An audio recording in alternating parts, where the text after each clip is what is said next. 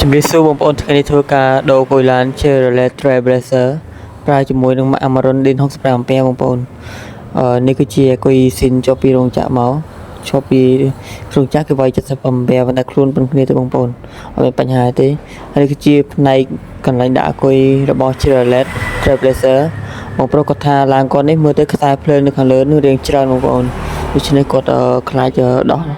អត់កើតប៉ុន្តែដោយសារខ្ញុំមានបបពិសោធន៍ដោះឡាននេះខ្ញុំបាញ់វីដេអូឲ្យគាត់ទៅគាត់ក៏អូខេឲ្យដូរ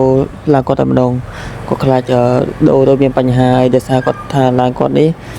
024ដែរទេទើបតែចេញទេប៉ុន្តែអាគុយនឹងប្រើបានយូរសោះដូច្នេះគាត់សម្រេចចិត្តដូរអាគុយតែម្ដងទៅ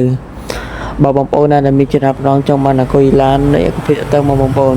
មានជាងដែលមានជំនាញច្បាស់លាស់អាចធ្វើការដោះជូនឡានបងប្អូនមិនឲ្យមានបញ្ហាទេសេវាកម្ម24ម៉ោងនៅទីក្រុងភ្នំពេញនិងនៅតាមខ្មៅឬនៅតាមខេត្តអាចផ្សាយបានបងប្អូន